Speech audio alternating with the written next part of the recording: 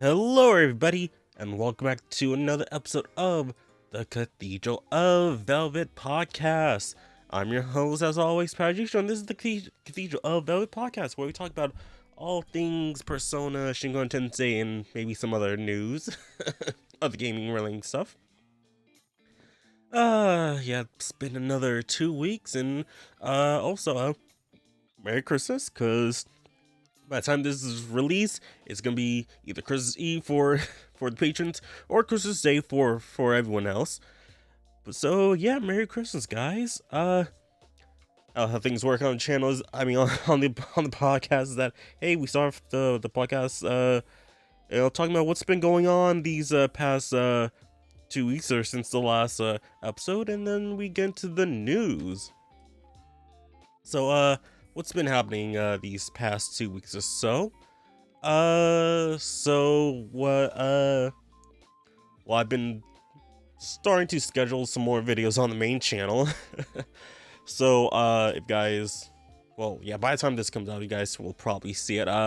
So I've scheduled, I did a recording of, Claire Obscure Expedition 33, Mirror Edition unboxing, which is of, basically the Amazon exclusive, version of the game, and I pre-ordered that since September. So don't get me like, oh you just bought the game because you won Game of the Year. No, I bought before the Game Awards happened. So no, it was just late.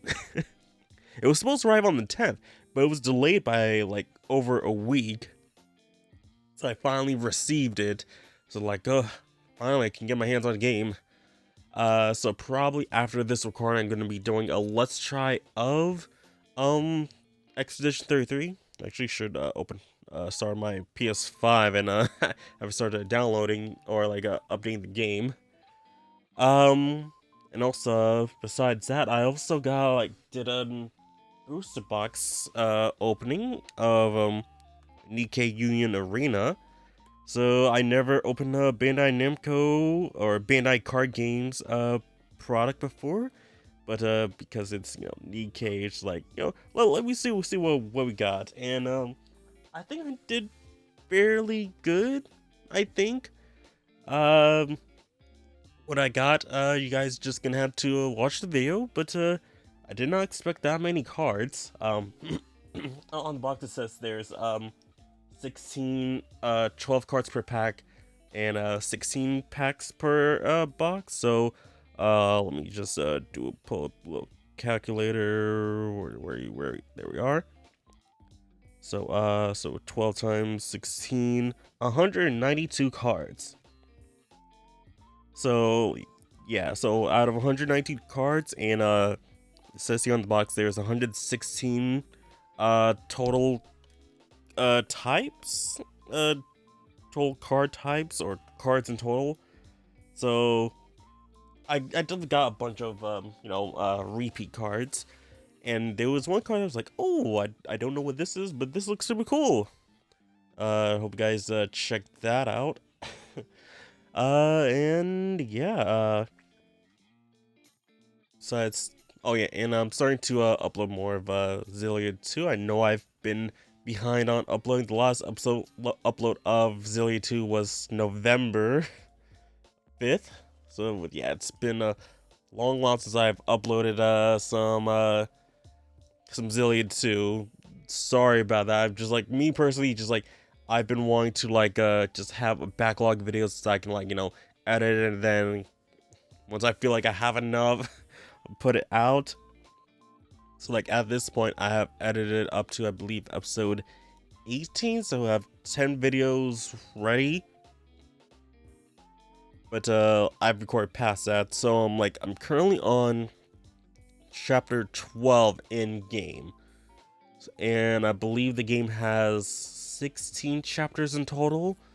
So I'm getting very close to the end of the game. So hopefully I'm able to finish it up by maybe January or so. Or maybe, like if I could do some more recording this week, I could probably not knock it out by like early January or so. But it's gonna be a bit. So yeah, I mean, like, Like I'm like I was just like sorry like oh man, get to go back into Zilly 2, but then like also it's Zilly 2. The money is just so annoying. I hate Nova. She's just horrible in the whole death system. I don't like it at all. But like the overall combat's good, and the whole side quest of getting like all these like doing the side quests to get more money to pay off the debt and do all that. That's annoying, and I'm trying my best to try to do the what's it called the extra content to try to lower the debt as much as I can. So hopefully, just fingers crossed, I'm able to do that.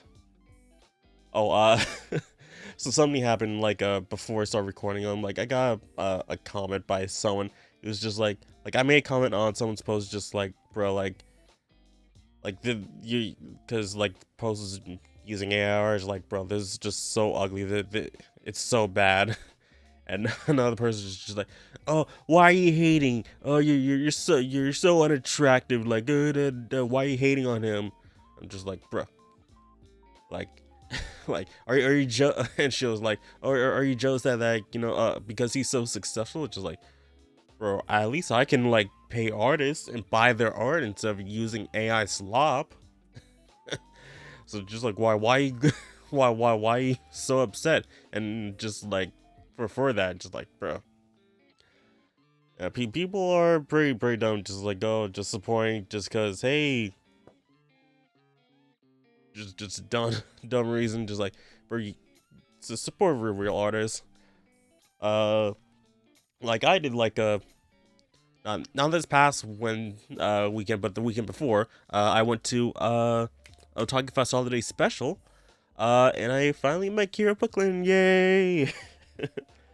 The event was pretty alright. I will say that the venue was well, it's not small, but the artist alley was a bit small. It was not very the pathway was not pretty.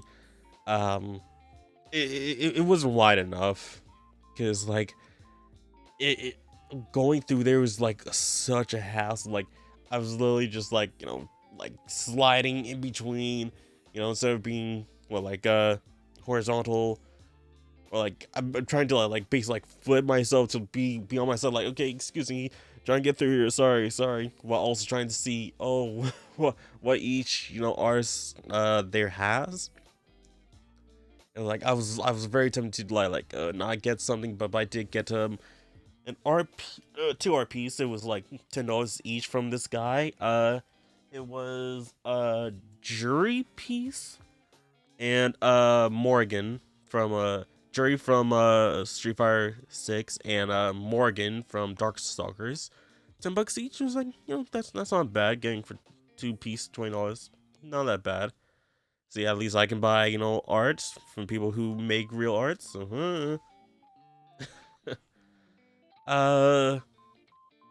yeah, finally met Kara Buckman. Was like so awesome here finally, and I got to sign my copy of a Double Survivor 2 Record Breaker, and because she voiced a Miyako, and a copy of Soul Hackers 2 since she voiced Ash in that. Like, it was so good to finally have her and meet her, because like I've been following her since the Rina-chan days, since she was like Newgrounds, all that stuff, and finally see her face to face, just like so awesome. And it was pretty cool, like that was like the main reason of me going to Otaku Fest that Saturday. But I didn't stay there for too long, mainly because like there wasn't really much stuff to do. Like there were panels, but like the panels were just like 30 minutes each, and it was just like it didn't feel like there was much to do. There was a gaming section up above, but like I didn't go there, and also there was other things I wanted to do. But like during one of the panels, it was just like I did a cringe moment there, not gonna lie. So there was a whole kind of Jeopardy type game happening, and the group of two who was hosting was just like, okay, everyone split into teams, 4 teams of however many, and then everyone come up with the names. It's just like, okay, well, let's come up with the names. The group that I was in like was like, so like we didn't come up with any names, so it was just like, okay, uh I had the the dumb idea of, hey, let's name ourselves the the ball droppers. It was like, and then they're just like, everyone's like, oh yeah, that sounds cool, yeah, go for it. No one in the group like disagreed with me, just like, oh, okay. Like, no one else came up with anything, but I had like the dumb ideas, like, oh, you guys literally want to go with that? It's like, yeah, sure, go for it. Like, bro, like, and then like, when it came up to me, it was just like, oh, I added Christmas in the front, so it's like Christmas balls dropper. And that was the most embarrassing, most cringe thing I've done in a very long time, and I've regretted heavily. Just 'cause, like, nobody else in the group had a better name, and just like, so like they were like, okay, you guys are the Christmas ornaments. It was so cringe, and I hated every moment. Hated every moment of it. But yeah, that was a time at Otaku Fest Holiday Special.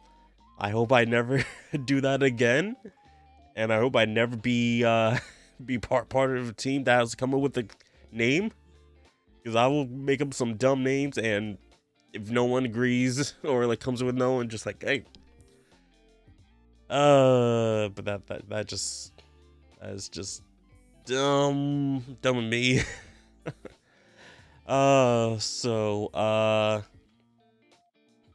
Yeah, after the Otaku Fest, so like I was there, I was basically there for just like about 3 or 4 hours, because it started at 12, and then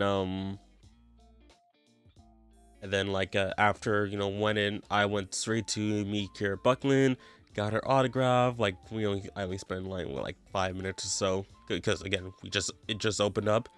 And then after that, I went around the venue looking at what stuff they had. I was looking, there was a venue that had like 2 figures, looking at like, well, technically 3, but like 2 of them were based on the same character. Like, so it was 2 Suki Uzaki figures. They were going for about like $35 each. One of them was Suki was in a maid outfit, and the other one was in a cowgirl bikini outfit. And then the other one was Hana Uzaki figure, and I think that, I forgot which, well, what was on that figure. I think that was also another maid one. I think that was going for about 40. I was like very tempted to like get one of those figures. Like, oh, I want it, but like, oh, I should really save my money because Christmas time is near. Just like, so I left, and then like after walking around a bit, came back to look at again. Like, oh, someone bought the I think someone bought the Cowgirl King Suki figures. Like, dang it, someone bought it. But I never bought by either. I didn't buy any of the figures there. Yeah, some of the other panels that we kind of attended was like, well, we as in me, I was the only one who went there. It was like a charade kind of thing, and man, I think I should have been there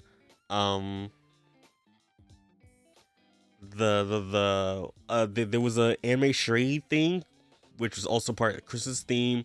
Well, not really anime, but like Christmas theme charade that can do like with anything, including like gaming and anime.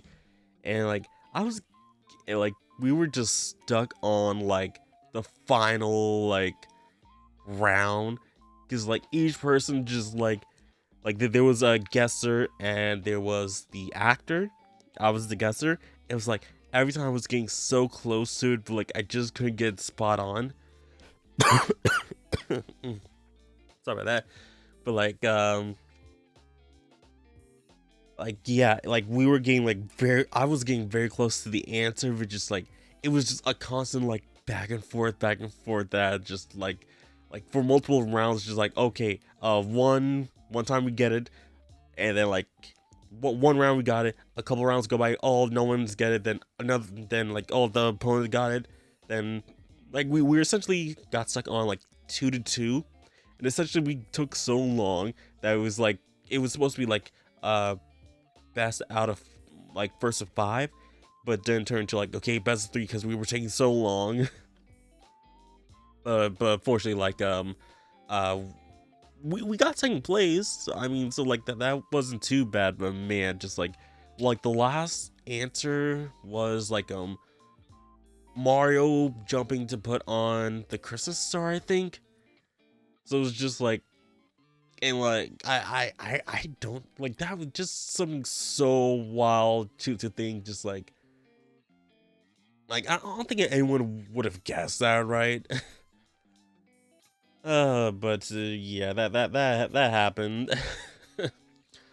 um well, what else? So yeah, so after the event, went to round 1 because it was like a 5-minute drive to there. Mainly because there was, you know, a promotional thing for Metaphor there. So I was like, oh, I want, you know, try to get some Metaphor stuff, but like there was a game map that was supposed to be released, or that they had a release, but unfortunately they didn't have it. So like, dang, I just wasted my time coming here. But I bought some bought some credits to play some games, and one of the game like most particularly that got me was like this. I think I'm not sure if it's considered pachinko or anything like that, but it was like a Castlevania theme game where basically you have marbles, and basically like it's almost like a coin pusher type game, but instead of coins it's just marbles. It's essentially that. And like I was just essentially like, this is just like the easiest game to like win like tickets. Like and I currently at time, like I think I only had like when I was finished with all that, like I got like 900 tickets or so. And like like I was like I was basically almost done there, but just like I got like a bonus 50 ball push. So it's just like, oh yeah, cool, all these I gave me like, it was basically the max amount of, I think it was the max amount of like marbles that I could have fell.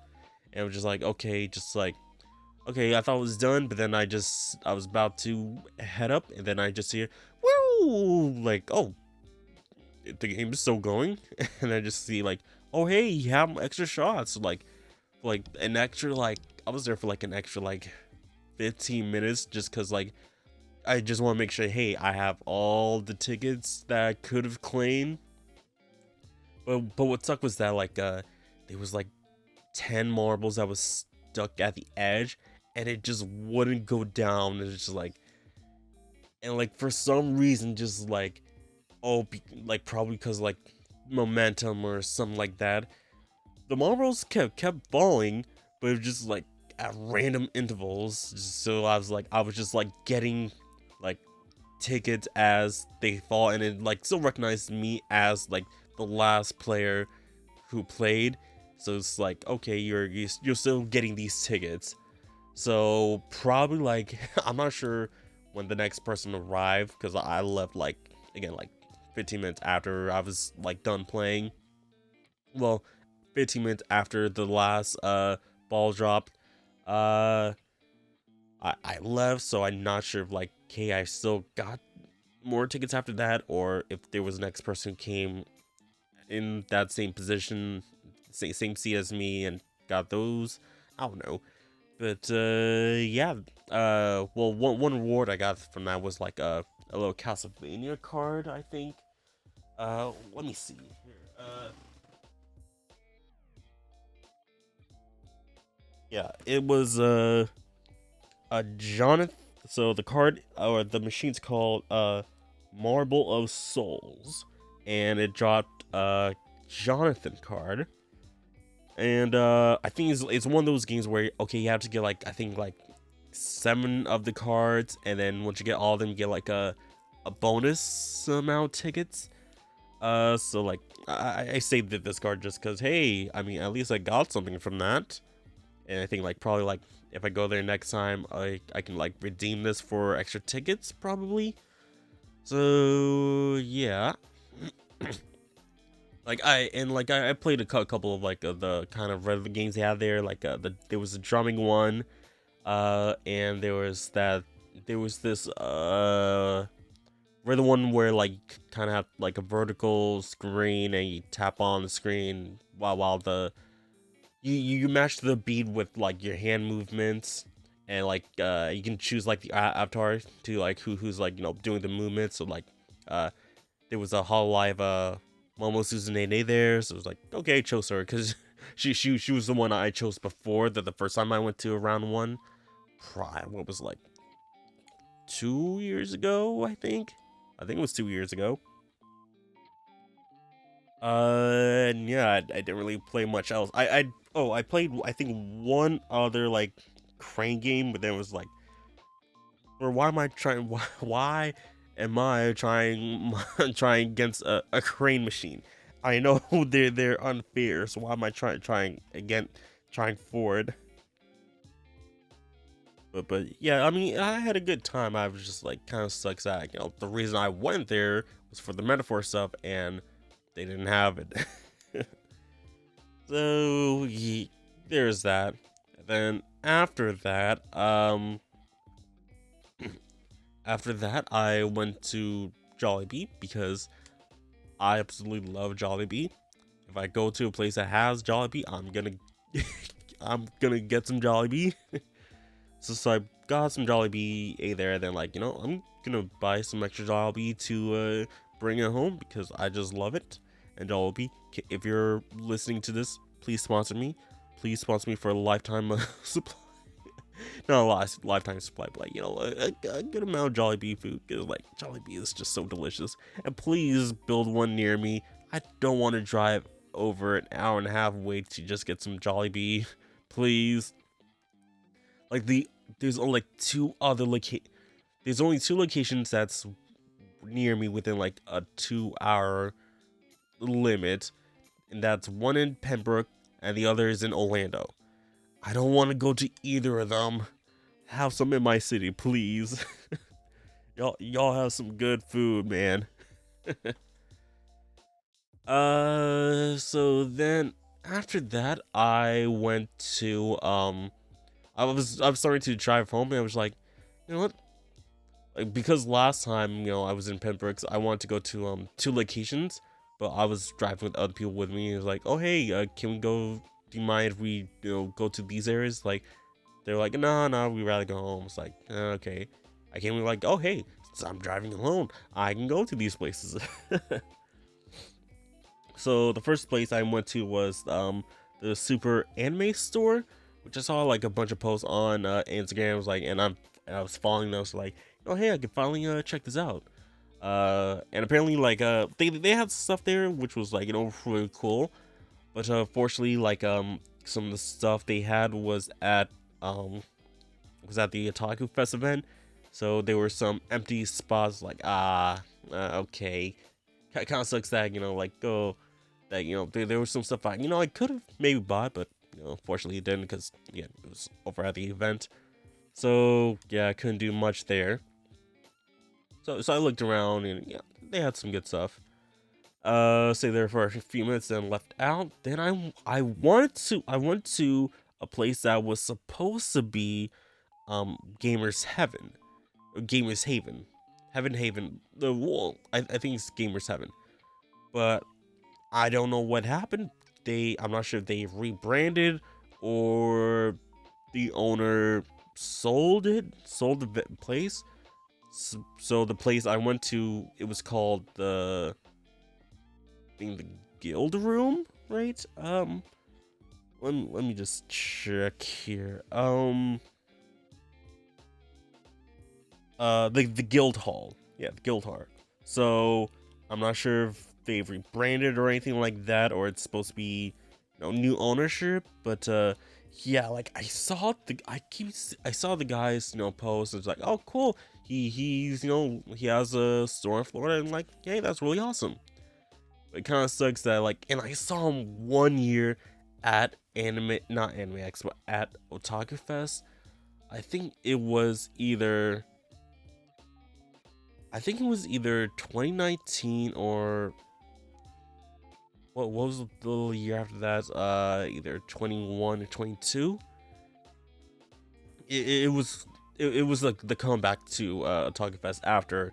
It was the year after they started to come back from COVID. So I think it was 2022. But yeah, like I saw him just like, oh hey, really cool to it. I saw I suppose like his, like what I'm trying to say. I saw him once before. I was hoping to meet him again at at his own store. So I'm not sure what happened. So yeah, hmm. So yeah, I'm not sure what happened to the store, but I went there to see because like since they're also a car shop, I want to see if I could get my hands on the Nikkei Union Arena. But unfortunately, they said they were sold out. So yeah, and then after that, I went back home. It was about an hour and a half drive. So like, yeah, it took a bit, but I mean, hey, it was worth it. um, so what else has been happening? What else has been happening? Do, do, do, do, do, do, do, do, do, do. Oh, I played and beat Metroid Prime 4. I did a little short on the channel, but I kind of found the game disappointing. Like the gameplay is fine. What sucked was that like I got 98% of scans and I missed 2 because of the boss. Basically the first boss of the first dungeon. Just like, bruh, 2 scans off of him and I missed out on getting 100%. That really sucks. But what I mainly didn't like was that it felt like it felt like it was missing something.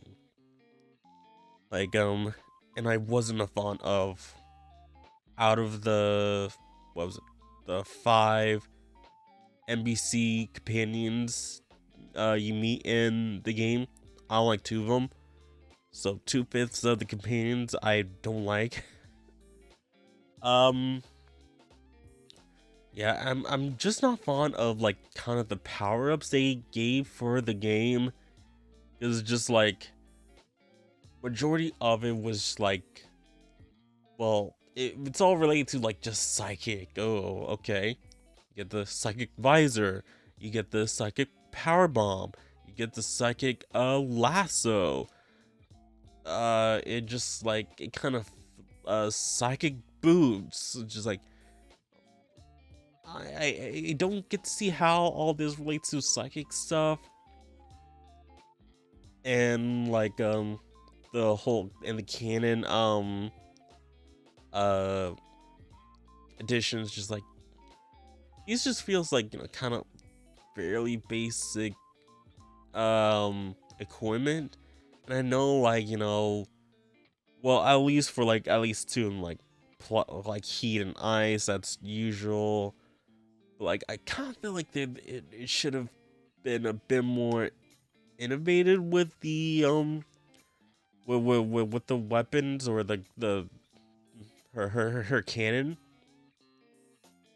Like like one of the like at least one of the new powers is called like the psychic beam, where it's just like, okay, you're using your psychic visor and then you charge your beam and then you can control where the beam goes. Like, okay, but this just kind of feels like, you know, the remote control battering from Batman, the Batman Arkham games. It's like, I'm cool, but like it's kind of been done before.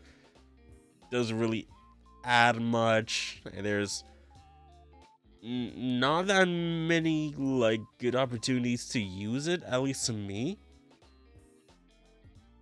Um,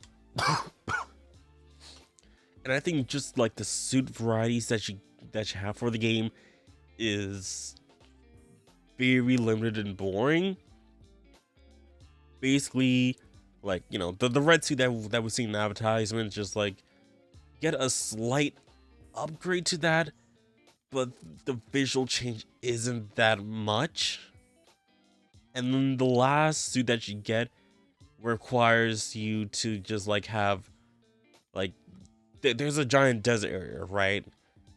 And there's like green gems that you have to like crash into it while you're riding the bike to get them. You have to basically get 100% of those to get the suit. And just like we don't just get as we, you know, as we progress through the game, we have to do this. It's missable. Like, come on. And the desert area, that's just all boring too. Just like a whole middle section dedicated to just getting these crystals for potential upgrades. And just like, why? Like, we don't need this giant area of nothingness. Oh, and the fact that you can't even get like you don't have music in the game unless you either have the $30 amiibo where you can unlock it at the very start, or you unlock it by getting 100% of the scans and doing a new game. And just like, hey, by the time you already finished the game, why unless you're doing a hard mode run, why are you playing the game again? Like, you already experienced everything that you needed. So, and going all the effort to try to get 100% where you might miss it again on your next run. Just like, yeah, that does not sound fun to me, and a good way to unlock a basic feature like music in the game. So yeah, like I didn't really enjoy the game. Kind of sucks that, you know, like it took over 8 years to finally have this game, and just like it doesn't really it kind of sucks. Like it didn't really live up to my kind of like expectations of it. uh and just I just wish it was a bit better. Like, the gameplay, it feels fine. I think the only minor nitpick of it is just that, like, the visor. I switched that to like to a left bumper, because like I don't like how it's like I'm using like the other buttons for like everything else, but just like using it as a visor change, just like it didn't feel good. So like I switched the position for that. To just like it made it a bit more comfortable to like just switch out, because just like, okay, need to switch visors, okay, just switch L bumper and you're good.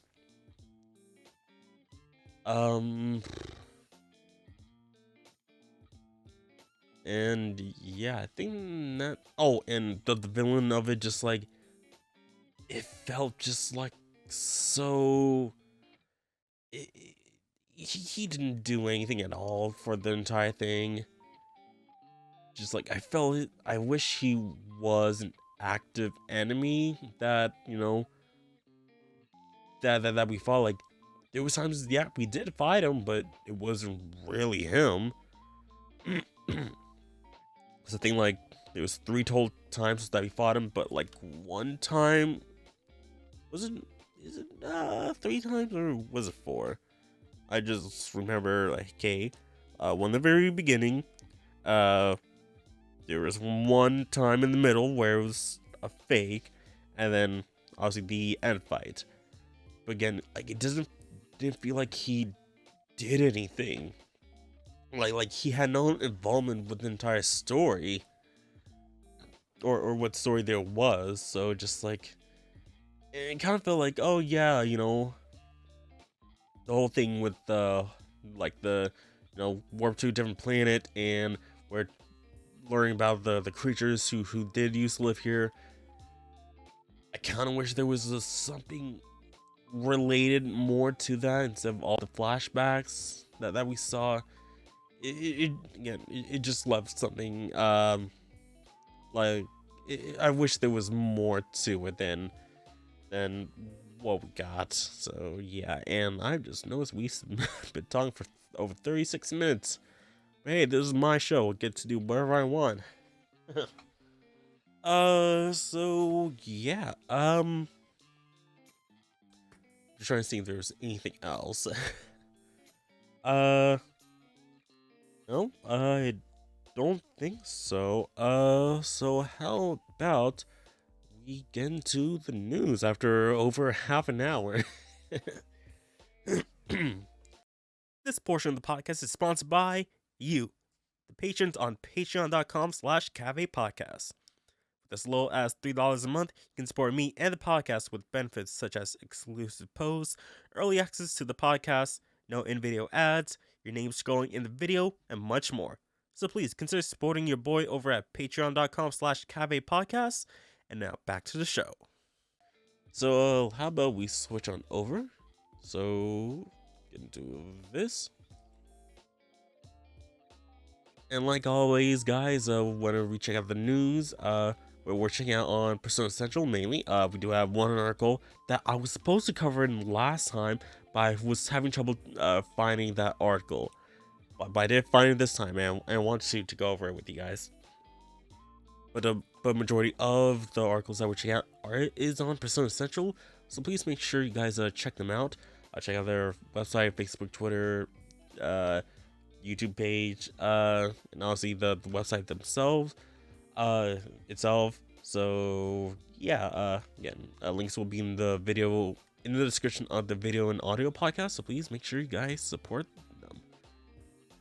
Alright, so first article, we got a Wuwa and Persona collaboration announced for December 25th, so on Christmas Day. So free-to-play open world RPG Wuthering Waves has released a preview of upcoming content for their 3.0 update to be released on December 25th, 2025. Including this update will be a collaboration event with Persona and Sonic. Further details were not announced, but during the 3.0 update broadcast, bike decorations featuring Joker and Morgana from Persona 5, Aigis and the protagonists from Persona 3 Reload can be seen. So, broadcast is there. So, I've not seen much of this or much details after this, since this was announced, the 14th.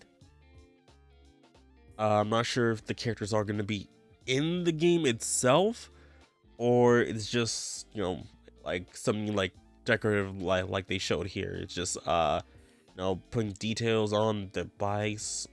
Will we actually get the characters or not? I have no idea. But I feel like, you know, if they're making this collab, well, having 3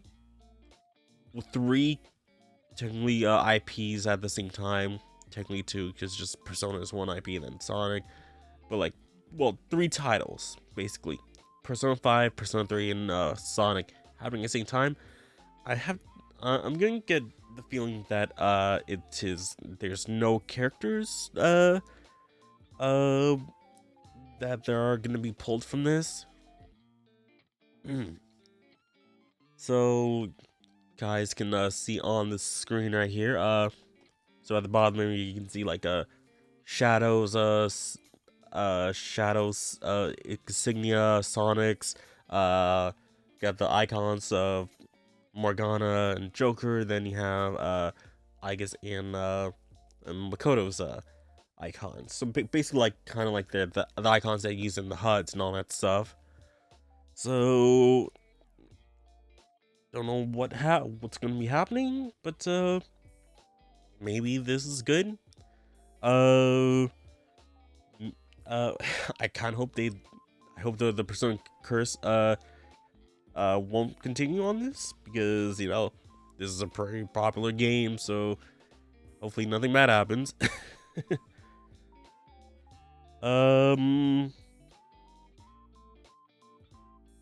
Also, just typing something down here.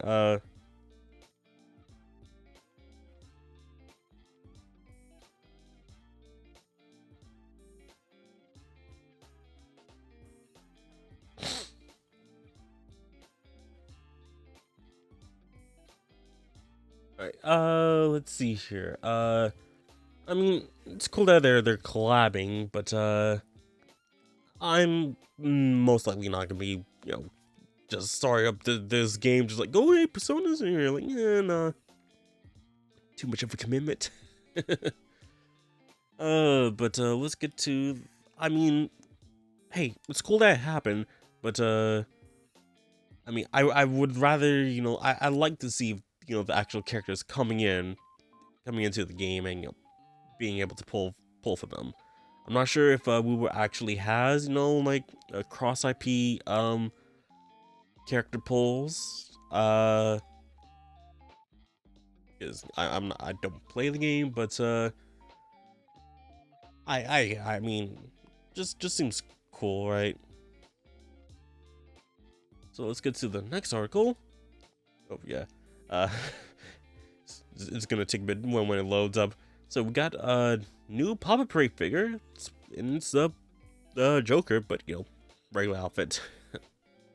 So Persona 5 role protagonist Papa Parade limited edition figure announced. So Good Smile has announced a new figure of Persona 5 roles protagonists in their budget Papa Parade line. Well, I was about to say pop-up. Pre-orders for the figure are now open, and it is scheduled to ship in July 2026. And I have unfortunately pre-ordered that. Two versions of the figure will be sold: a limited edition exclusively from Good Smile's online store and Sega Store Tokyo, and a standard edition with a regular release. So so let's see here. So this is the limited edition right here. Hopefully you guys can see that. So Joker glasses with his card, with the calling card. Okay, so not too bad. And the standard edition just has him holding his glasses. I mean, it's not too bad. I mean, I hope that with the limited edition one, you can switch out the hands and glasses, because I feel like that would be pretty good, since it is, limited edition, have that, capability of doing so. But like the fact that it's just, switch the glasses out. Like, I feel like, oh, you can just take out the glasses with the limited edition one, and it's literally just the same figure, just like hand different glasses. That's it. So yeah, got the details here. So it's a painted plastic non-scale figure with the stand included, 160 millimeters. Sculptor is Maya. Paintwork is by Redo. So shipping in July 2026. I'm not sure that's just for Japan. That time frame for Japan, or is worldwide. It's kind of iffy on that whenever the Papa Parade stuff happens. And then limited edition and standard edition stuff. So yeah, I got my hands on the limited edition one. Uh, but yeah, like I didn't see like the photos for the standard edition when I pre-ordered. I thought it was like, oh, it's gonna be something rather different, but it's they're both just the same figure.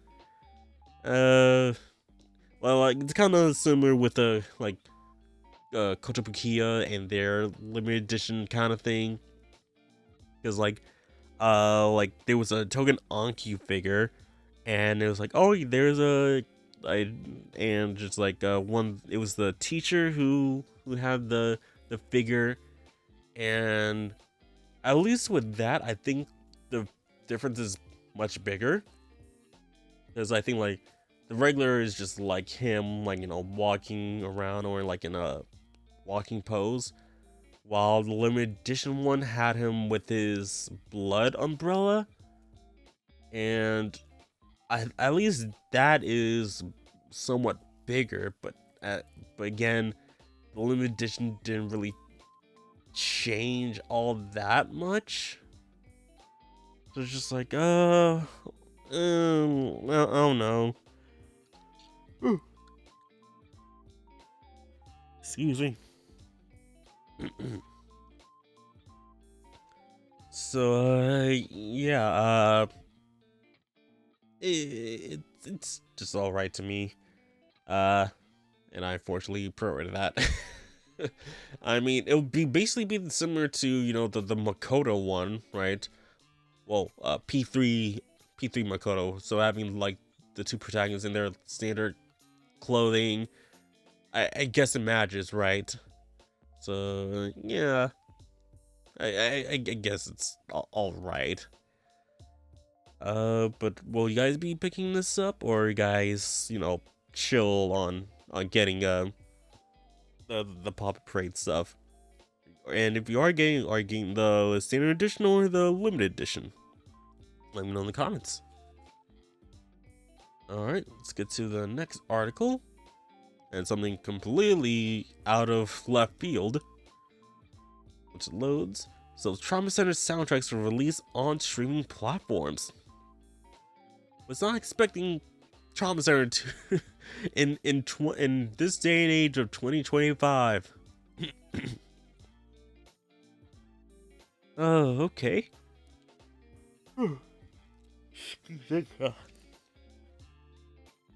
So, from an update from the 19th, the soundtracks for Trauma Center Under the Knife 2 and Trauma Team has also been released on streaming platforms.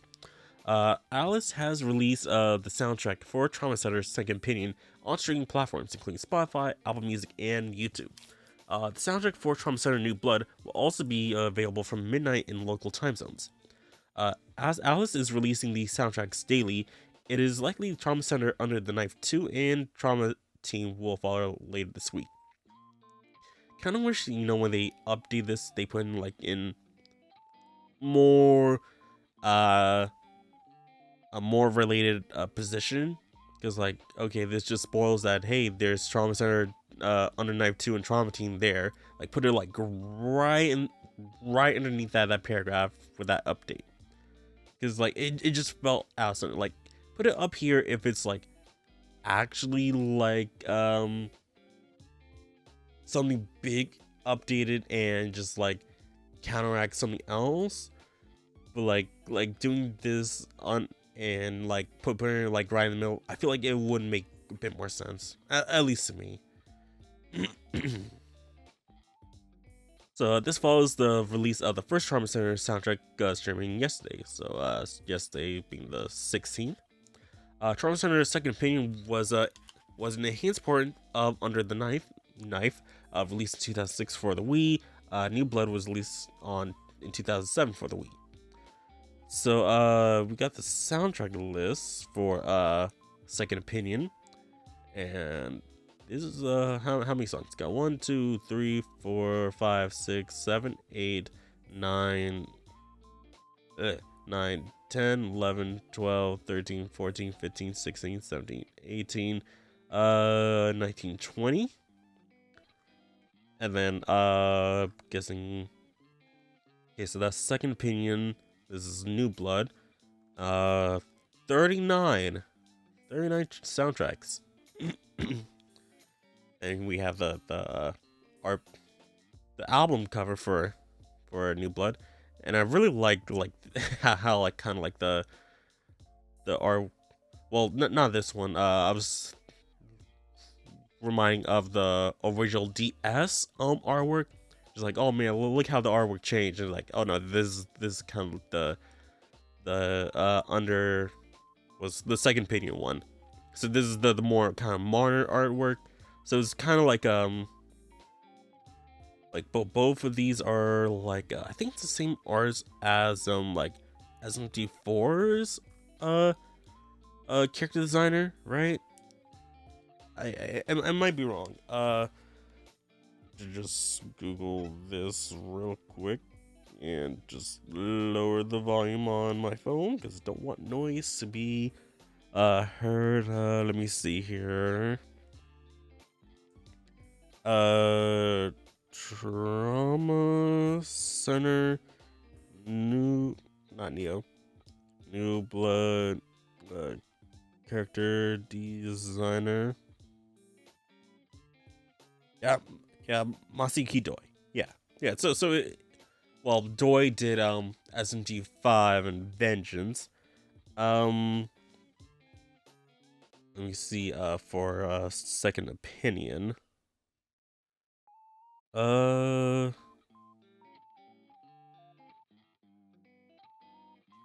It's still Masaki Doi? Yep, it's still Masaki Doi. Okay. I was thinking like, oh no, it's a different character designer. Well, I guess because it's been well over 10 years between since the release of the Trauma Center teams, Trauma Center games to now, like artwork is a bit different. Like I mainly like recognize these from just like the SMT4's artwork, like especially like this guy here, like it looks a lot like Walter, right? Like he just looks so much like Walter. And man, I kind of wish that like the Trauma Center games were on the Switch. I definitely, and with the Switch 2's mouse controls, that would be a pretty interesting port for it, because hey, you can just use the Wii's motion controls for it, and you're actually like kind of like sewing things up like the like in the games. So it would be cool if they were able to do that. But hey, if you guys are a fan of the Trauma Center games, hey, they're up on Spotify right now.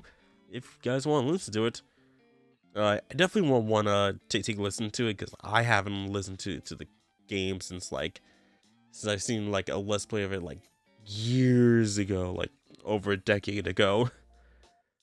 So it'll be interesting to hear what it sounds like. But like the most I've seen out of like the Trauma Center team was, I think, just a Trauma team from a Let's Play by KZX, and that was mainly oh, and I think I've seen like it's either Second Opinion or Underknife 2 by Steven Plays, when he did it for a charity event. And I think that was about it. Let me just see on YouTube if I can actually find it.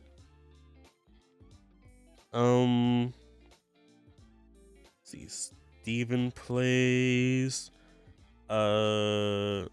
Trauma Team? Trauma Team or Trauma Center? Yeah, Trauma Center for first 20. Oh, he did both, Trauma Team and Trauma Center. Okay. Yeah, I definitely have to check that out. Yeah, Second Opinion was 11 years ago, and Trauma Team was 3 years ago. And I saw like, sure. Oh, came out last. He did video on it last year. Oh, okay.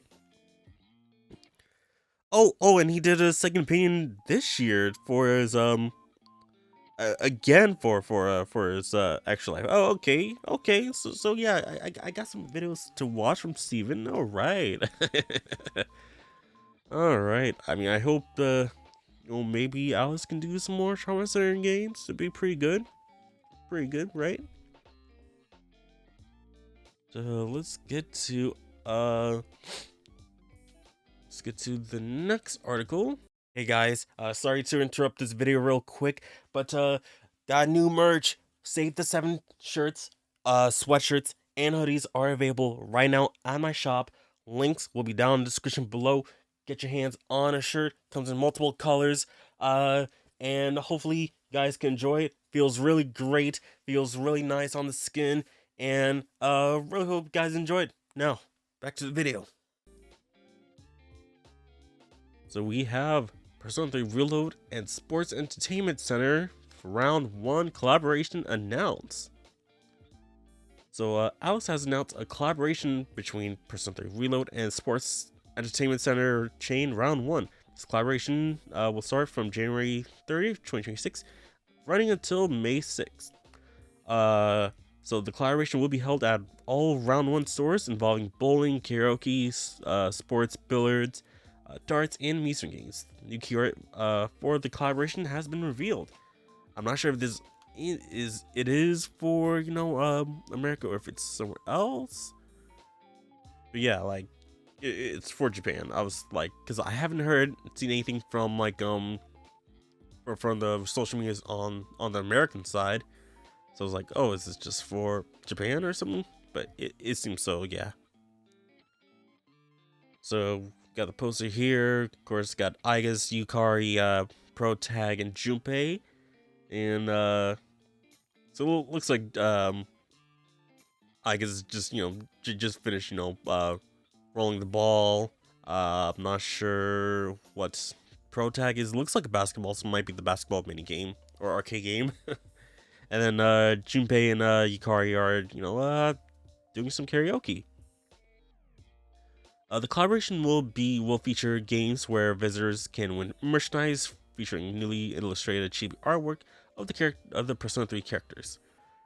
And yeah, so there's some artwork. I was about to say, is that Nautico? But no. But looks like in the chibi artwork, it's everyone wearing their wearing a Round 1 employee outfits, which is okay. So I was mistaking Ken as Nautico. Just like, wow, that's crazy. But I mean, it would be cool if this collab happening in the States, but since the Metaphor one is still going on, I'm guessing they don't want to overlap them. It'll probably be like maybe like a 2 or 3 month gap before they do the Reload one, maybe. But if they do happen, hey, I might go back to Round 1, maybe, if they saw the products. But yeah, I mean, if you're in Japan, hey, cool for you guys, happening basically next month. But kind of wish that the products they have as kind of rewards was a bit better. I'm not sure what's on the left there. I mean, it might be some kind of poster. Left just being like mini picture cards, poster cards. Like could have been better. Like at least in the American side, there's keychains. You get was it cup mats. Then you also have I think some like acrylic stands. At least it feels like it's a little bit better than what they have in Japan. But at least that's just me. So what do you guys think about this? If you're in Japan, are you guys gonna be trying to get your hands on this, or you think it's just a pass? Okay, so let's get to the next article. Got some P5X news. We got Caroline and Justine coming to the game. So a new trailer for the P5X has been released, revealing the addition of the Velvet Room attendants Caroline and Justine from P5 to the game. This will be the first content added into the game in all regions simultaneously. It will coincide with the half anniversary of the Western and Japanese release. Caroline and Justine will be available in the update release on December 25th. I really should be playing this game. So we got a little trailer here, so let's mute the background and see what's going on here.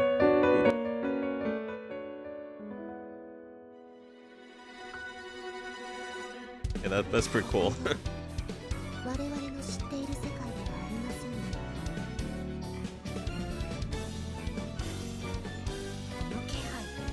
So instead of fighting them, they're all part of our team.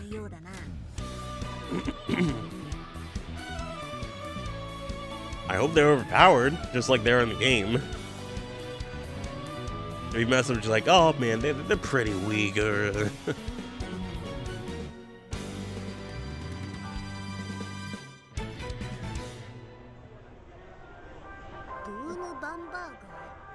Boom bang.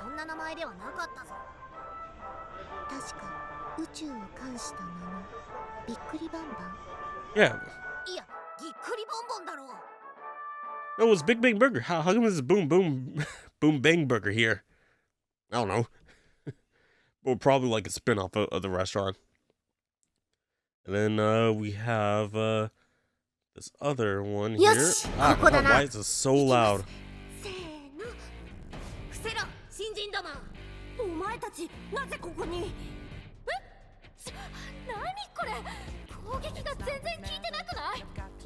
Make a decision. Oh, this is where we see the gameplay of them. Okay. It's the first time playing as a 2-for-1 character in a Persona game. Alright.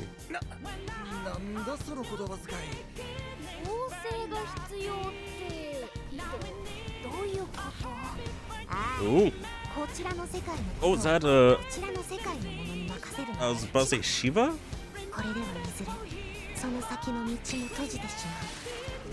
Well, I guess since there's two, then they can somehow multiple personas? They're not tied to one. That's kind of their whole thing. They can switch out to anyone. Because they're you know, they're the owner of the compendium. I've seen someone say like, "Oh man, their reveal was just like so much like the Persona, like the Smash reveal." It's just like I just saw that and I don't feel that. So I don't know. And then there we have the live stream of it. And the half-year anniversary. The half-year anniversary of the Japanese and Western releases will be on December 26th. Have this, a special site has been launched, which we found here. Live stream revealing anniversary updates will also be held on the 23rd, which is tomorrow at the time of this recording. Updates will include the Typhoon, a new Senji with the Kodone Motagane, and an anniversary campaign details. Okay, so I haven't been paying attention to P5X, mainly because hey, it doesn't really run well on my phone, and just like again at least to me the whole like scaling of the map of at least the second map just felt a bit overwhelming. It's just like kind of why I haven't been playing that much. So it's just like I don't know. But like it's cool that you know there's the kind of like the big characters for the half Annie, and I wonder for the 1-year anniversary what they'll do. Like, will they, you know, it'll be because this is the first time a bellroom attendant is. I think this is the first time a bellroom attendant is playable outside of Arena, Persona 4 Arena. Well, Arena and in the dancing games. Besides those, just trying to think because I don't think any other games, like, or at least you know in the turn-based role-playing games like this. So, I mean, this is pretty good. So, like, if they do, like, the 1 year, they might do, another Velvet Room attendant, maybe? Or, they could do something interesting and, bring back, Persona 1 and 2 protagonists, you know, that'd be pretty good. Alice, you can do that, right?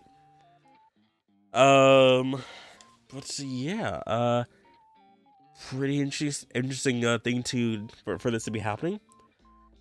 And I think probably like rather this just start up P5X on my PC, do whatever dailies and like free and the pulls I got from there, and then just like, hey, get enough pulls to get Caroline and Justine, because I'm pretty sure they're gonna make them a pretty hard pull to get.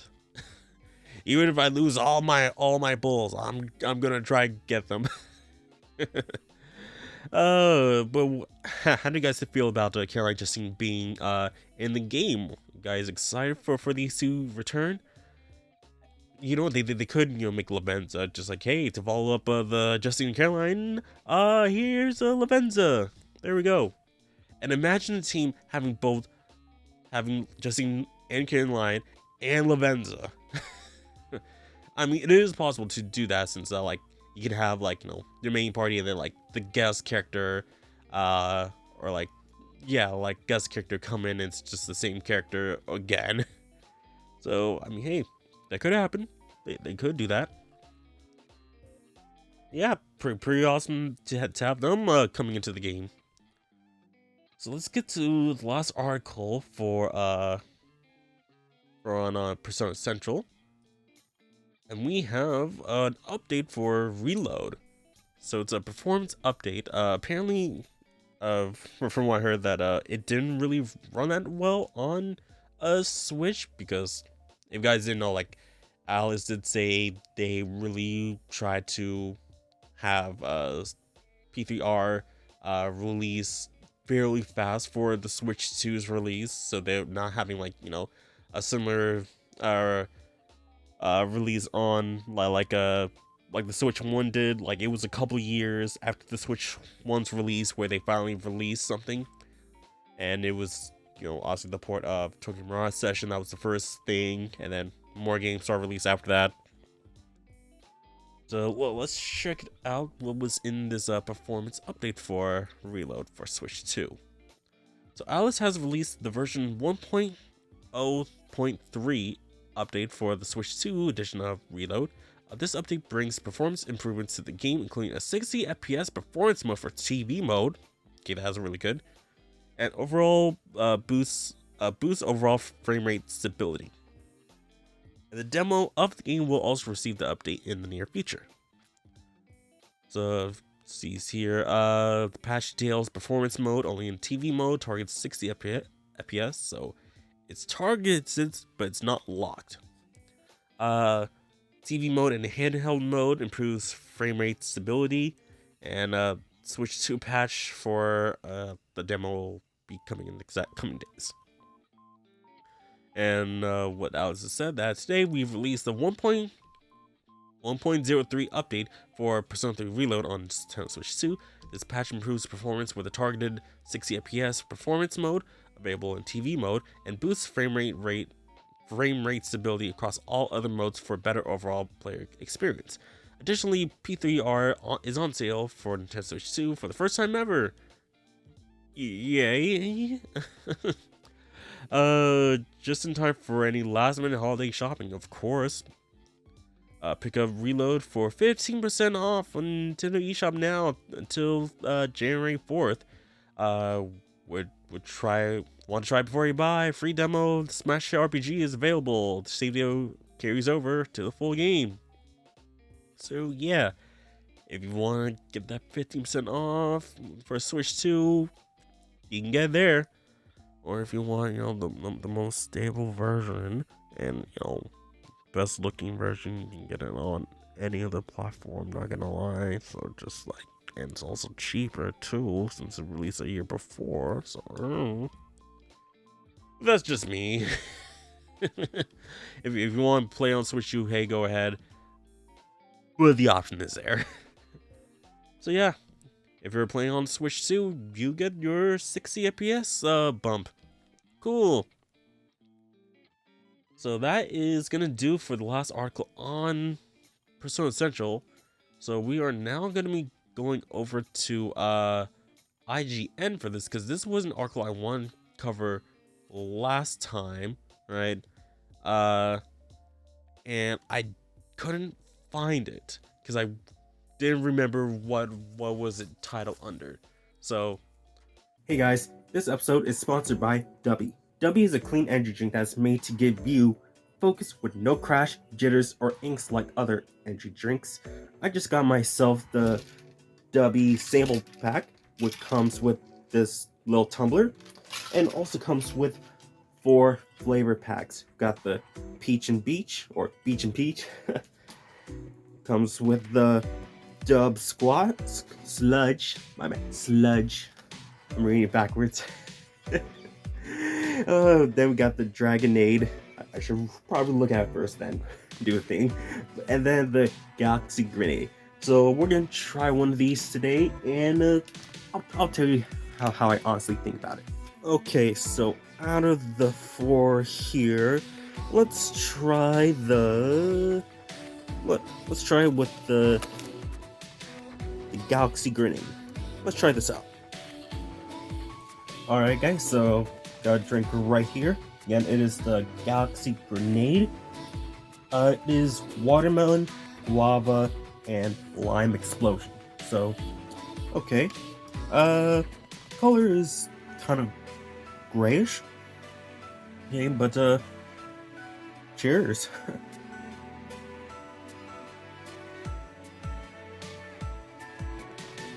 Not bad. I would say no. Like the flavors to come out a little bit more, but it's not bad. It's not bad. If you guys want to try out the samples shaker yourself or buy any of the products on Dubby, make sure to use my coupon code PowerJ at checkout to save 10% on your order. So again, that's PowerJ at checkout for 10% off your order. Now, back to the video. Here we are on IGN. So Sega suggests suggests expectations for definitive editions could be behind the disappointing launch sales. So yeah, this was something I wanted to cover last time, but I just couldn't find it. And this was like something pretty kind of important to people who, you know, buy Atlus games like me. So Sega's pointing to consumer expectations for definitive edition as one potential cause behind lower than expected sales for some of its recent games. And that is kind of true. So let's just kind of go through this. So the conversation saw Sega address the thought process behind why sales for its premium games fail to meet expectations. So they said that the game publisher also suggested games could be passing on purchasing games at launch due to expectations they will eventually be able to purchase definitive editions of those same titles further down the line. And this has happened multiple times. Okay, let's look at what Atlus has done. Okay, so well, going far as back as I can remember, you know, Nocturne, there has been like what 2 or 3 versions of it, like on the PS2 itself, and majority of those were just Japan exclusive. But what we got in the West was the one with Dante in it, and that was the most latest one, right? Like I think one had Dante and one had Rido, so there's that. And that was Japan, while the West got Dante. Persona 3 got the vanilla and got FES, but then after that you got Portable, and then after that you have Reload. So the most definitive edition of Persona 3 would be Reload. Even if Reload doesn't have the FMC, it is basically everything that the other games has, except for, you know, the additions that was in Portal, essentially. Then we got Persona 4, got 4 and then Golden. 5, we got Vanilla and then we got Royal. Devil Survivor, Overclocked. Devil Survivor 2, Record Breaker. Let's see here. Strange Journey Redux. Again, oh, Catherine Full Body. But like, and what else? Oh, SMT5 and Vengeance. Now, I will say there are at least some exceptions to those games, like at least with, you know, Catherine. It's been almost 10 years since the release of the original Catherine 2 Full Body, so it wasn't on other modern platforms at the time. It was only stuck on PS3 and 360. So I'll let that slide. And there's also Persona 4 to Golden, PS2, and on Vita. So that is pretty hard to, like, you know, do the thing. But again, 2 different consoles, so I will again let that slide. Strange Journey Redux. Yes, the OG Strange Journey is DS, and you can play on a 3DS. But this Redux adds, you know, a whole bunch of, you know, like voice lines and, you know, additional stuff, which is like a bit iffy. But when you get to like Persona 5 with Persona 5 with Royal, that is what 3 years some change between those releases, and also they were technically on the same platform, because yes, the OG P5 released on PS3 and PS4, but then when Royal came out, it was only on PS4, and most people have already played Persona 5 if you're on, you know, on PS4. It's just like, oh wow, we've already paid so much for. We already paid $60+ on the OG. Now we're making us pay more for on the same platform with no like discount for either. Let's just continue on with the arc a bit before, you know, go on a bit. The studio has a history of pushing re-releases for games like Persona 4 and 5, which received Golden and Royal versions a few years after their initial launches. There's also Shin Megami Tensei 5 with its original release in 2021, and went on to come to more platforms with its Vengeance counterpart in 2024.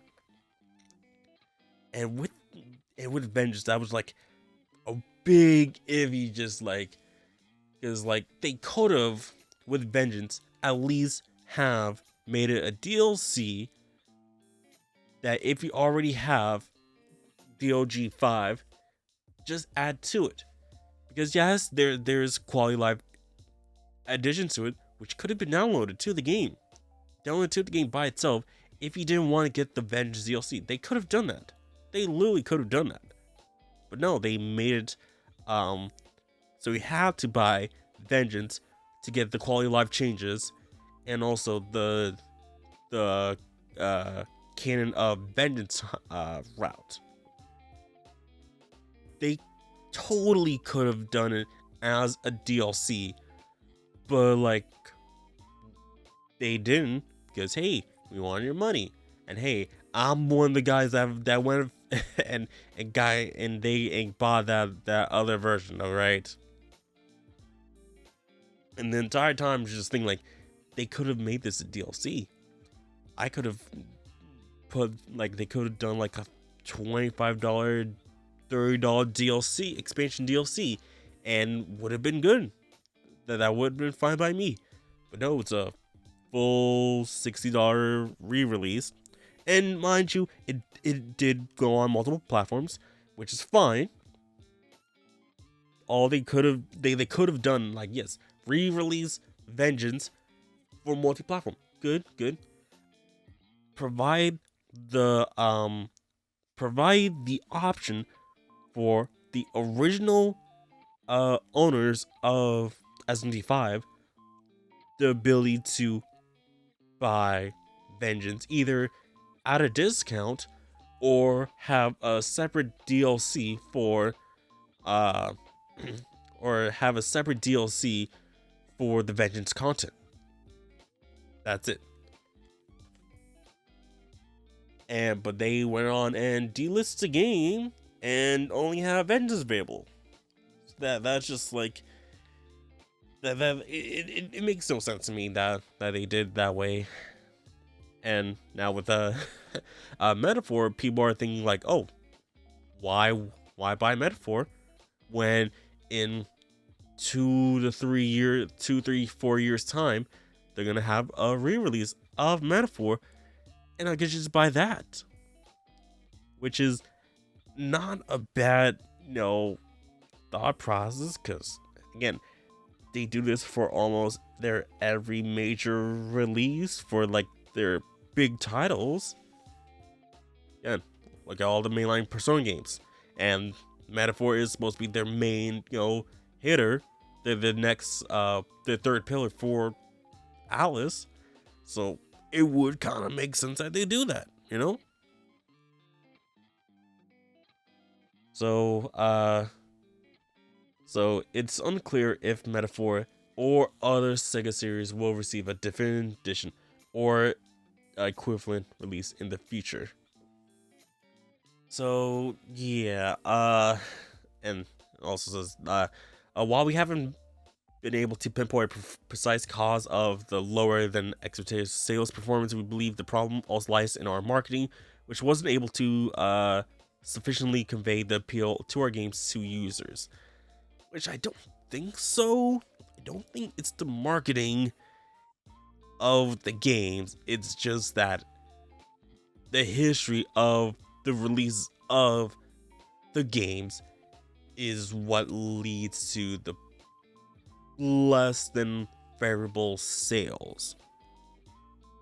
That's the main thing. If the company is known for doing definitive re-releases of your major titles, and people know that, they're like, okay, I'll just wait until how many years later for that title. And also like with Catherine Full Body, like a year after Catherine Full Body was released on PS4 and Xbox, released on Switch, and it came with all the DLC.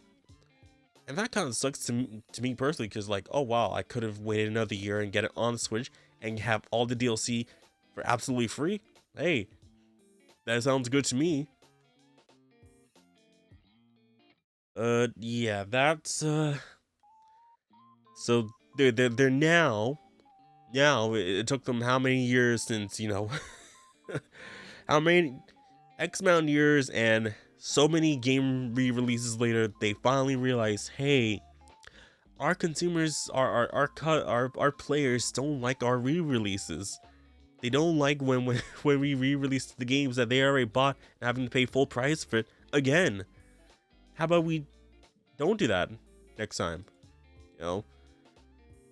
But yeah, maybe we don't know if they're gonna be doing that for Metaphor, because we have no idea what's the plan for Sega and Atlus Atlus mainly for the upcoming year.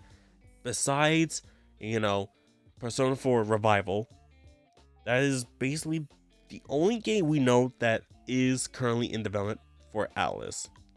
Now we can just make the assumption, well, actually, Persona 6 as well, because they didn't mention that in a survey, a Japan only survey, I believe. So Revival in 6, and also we can make the assumption that they're also working on the Raiden 2 remaster / remake, because why would they just do the 1 when also 2 is there, and it just reuses assets from 1, so they can just easily just bring that out and release it in 2026.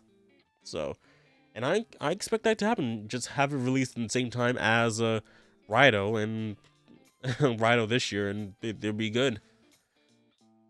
But yeah, you know, this was a good talking time.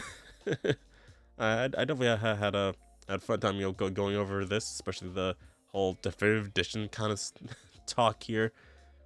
I really want to talk about this last time, but like I just couldn't remember the article name. But I hope you guys enjoyed this. Want to go on and thank the patrons for their support on the Patreon. And you guys want to support the Patreon, support me, the show, and you can go on to the Patreon, and you can get your name scrolling on screen right about now. And if you also support on Patreon, you guys can get the show ad free and a day earlier than patrons. So the next episode is gonna be on the week of the 4th, January 4th. So it's the new year for for the show. So it's gonna be on this January 7th for the patrons and the 8th for the public. Gonna be starting the last the last episode of 2026. I can't believe it. So man, can't wait to see what 2026 brings for us. I hope you guys enjoyed this podcast. Again, thank you guys for watching. I hope you guys have a Merry Christmas. Have a Happy New Year. And I will see you guys on the next episode of the Cathedral of Velvet podcast. I will see you guys next time. Bye.